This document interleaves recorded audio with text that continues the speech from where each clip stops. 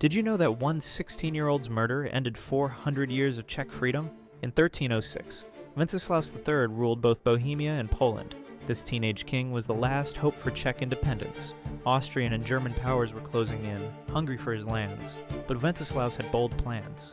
He wanted to reclaim his father's throne and unite all of Central Europe under Czech rule. This terrified his enemies. Bavarian Duke Otto and Hungarian nobles hatched a deadly plot. They feared a strong Czech empire would crush their own power. During a hunting trip near Olomouc, assassins struck.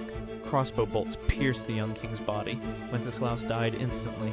With him died the Premysl dynasty that had ruled for centuries. His murder triggered massive succession wars. The Habsburgs swooped in like vultures, eventually seizing control of Bohemia. One assassination changed everything. The Czechs wouldn't taste independence again for 600 years, not until 1918. A single moment. A dead teenager. An empire lost forever.